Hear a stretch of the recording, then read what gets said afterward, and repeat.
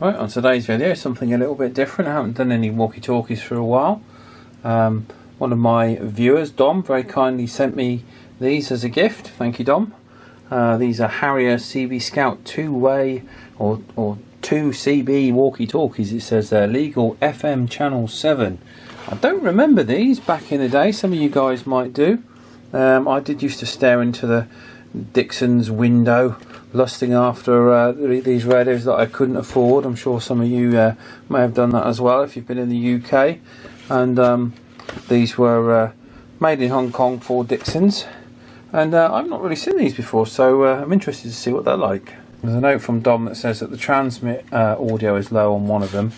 Now what I did notice with these is that they did come with an instruction manual, a book, which has the circuit diagram in. If I just go back to the box,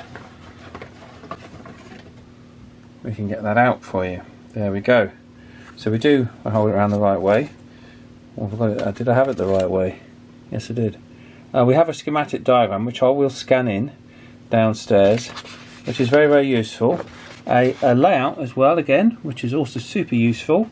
A block diagram. And also a complete parts list. Look at that. How cool is that? How often do you see that these days? So according to the spec, it's 2766125, which is channel 7 FM here in the UK, FM radio, 7-section antenna. What I'm going to do is we're going to take them apart. We'll take the first one apart anyway, and perhaps look at changing some of those capacitors. These really are in very good condition. I've already had them apart and had a good look. Not apart, I've already had them out, sorry. I had the antennas up just to make sure they're nice and straight, because it's a complete non-starter if the antennas are broken, and these are both nice and straight. So they've not been used that much.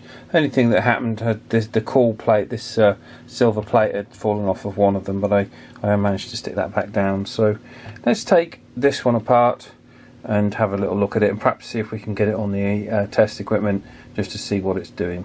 Okay, and there she is, all in her glory. You can see there we've got 1, 2, 3, 4, 5 electrolytic capacitors. Now it may be that this one has been changed because that's a different brand to the other ones, but we'll check that. But I think nonetheless these are 40 years old, and it won't hurt, there's only 4 of them, to actually change those. But what I'll do is we'll look at the schematic diagram. I'm going to scan that in, blow that up so I can see it a bit better, and then using the layout as well, we'll see if we can. We'll do our usual print off of the circuit board, and then we'll label up what everything does. Right, very basic. We've got a harmonic filter down the bottom here, transmit frequency adjuster there, RX frequency adjustment there, and RX first can, the IF there for the RX. We've got FM detector. It kind of works with both of these, so I'll put that one down as just an RX can. So we've got a little bit of adjustment on receive, nothing we can really do much on transmit other than get it on frequency there. So I don't know whether to change the capacitors first or do a little test on it first. Perhaps I'll do a test on it first before we do anything. And just state that it has an RF output power of 100 milliwatts at the antenna feed point down there. Now I'm not going to run that into a power meter. What I should do is just adjust that on the field strength, but to be honest there's not really any power adjust. We've only got this harmonic adjustment here, so we can't really do much about that, but we should be able to get it pretty close on frequency. So let's just see what it's doing, and see if we can get a measure. I don't think we're going to easily get a synad reading off this, but we'll certainly have a listen to it and see what it can listen to. And we've got it hooked up here, pretty deaf as you could probably imagine, 363 microvolts on this one. Very rudimentary setup we've got here, but we'll nonetheless try and squeeze a little bit more out of it. According to the receiver sensitivity on here, it says 1 microvolt for 10 decibel synad. So I don't think we're going to quite be getting that somehow. Let's see if we can go through the receive section and sort it out. Right, we've now got it down to 29 microvolts. A little bit of fiddling, and that's probably about as good as we can get it. Right, we're just adjusting these, just checking these on the SDR, and look, they're absolutely, well, this one's absolutely pretty much cock on. so that doesn't need any adjustment at all.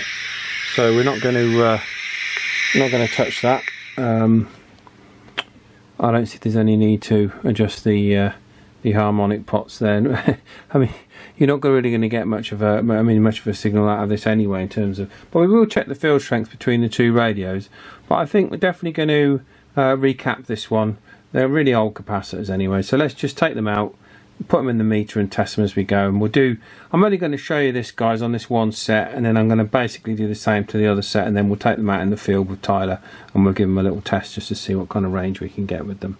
First bad capacitor we've had is supposed to be 1 microfarad, so yeah, that one definitely good to change. Another bad capacitor, again supposed to be 1 microfarad. But I now changed the capacitors and it's a lot better, it's a lot louder, and I've just hooked it up to the cyanide meter and I'm going to have another go at seeing if I can improve. Just at the moment we're doing, I'll just wind this up, and bear in mind this is a kid's walkie-talkie, guys, so 214 microvolts for 12 dB cyanide. Okay, they were quoting us at 10, weren't they? So let's see what it's doing for 10. 7, 8, 9, 10. So it's doing 81 microvolts for 10 dB cyanide. So we'll see if we can improve on that. Now doing 60 microvolts for 12 dB cyanide. And let's just see what we can get for 10.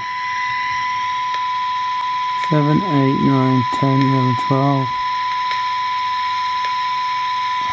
I don't know where that ticking is coming from. So it's doing 46.7 microvolts for 10 dB cyanide, but you take it all the way down,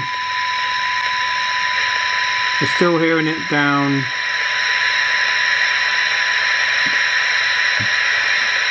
5 microvolts. So it's pretty deaf by all, you know, normal CV standards, but usable. Amazing how that brought the audio up on that one, isn't it? So I'm going to do exactly the same to this one. We're going to run it through the cyanide meter. We're going to recap it. I'm going to recap it first anyway. I'm going to recap it before I do anything, and then I'll align it exactly as I've done that one, and then we'll just check on the field strength with the field strength meters just to see if they're roughly putting out the same power. And then when Tyler comes back from school tomorrow, we'll go over the field and see what kind of range we get with them. But I really like the look of these.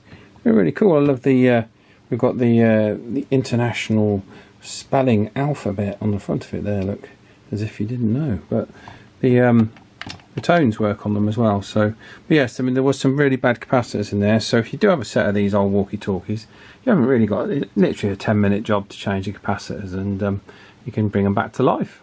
Right, these are fully tuned up, fully recapped, all tested and ready to rock and roll, and really pleased with these. They probably could do with just a little bit of spray foam just to get them up, really freshen them up a little bit, but like I say, straight aerials, all fine.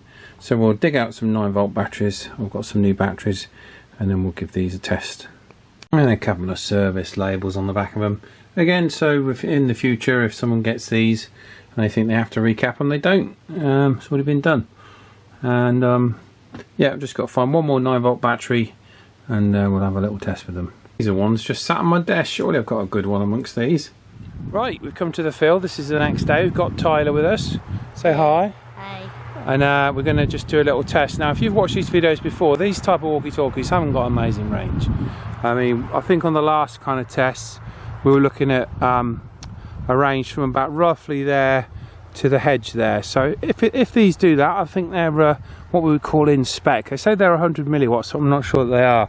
So Tyler's going to stay here with this one and do a little bit of filming with his camera, and then we're going to splice the footage together and see how far they go.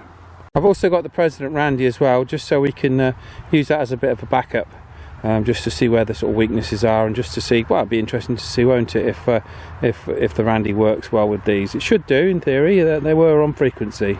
Right, Tyler's all set up. He's got his camera and his walkie-talkie.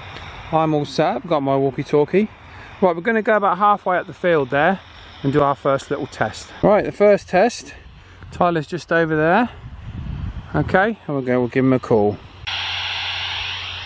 Right, Tyler, can you hear me over? Yes, I can hear you. Okay, I'll go to the second waypoint. You can stop recording now, okay? Okay, I'll go to the second waypoint. You can stop recording now, okay? Okay, I recorded a bit too late because I forgot to switch the filming around. That's fine. These sound pretty good, actually. They sound pretty good.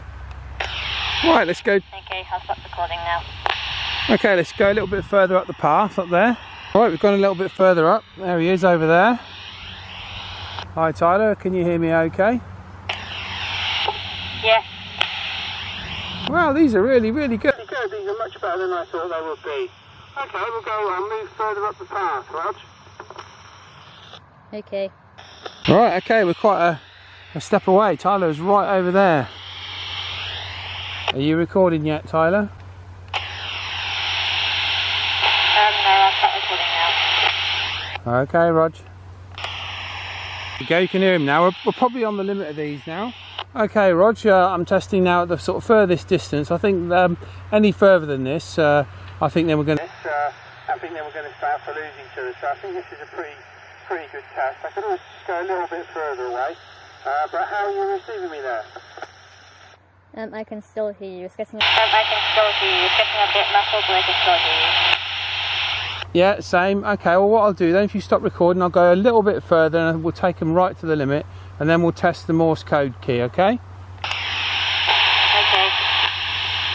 Right, let's do that. Let's just go a little bit further up, test the Morse code key. Yeah, impressive or what, right? Right, there's Tyler.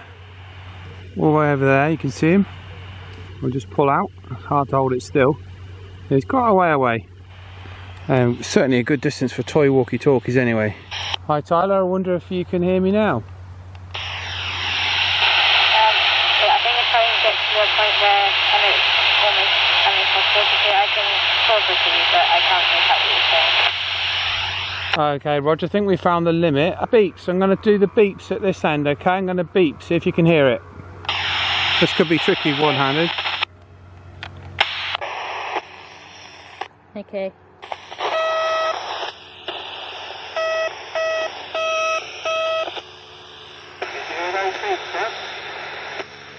I can hear that.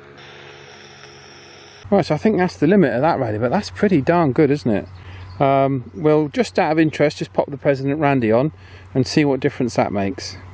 Right, we've got the President Randy. I think this might be a little bit better, guys.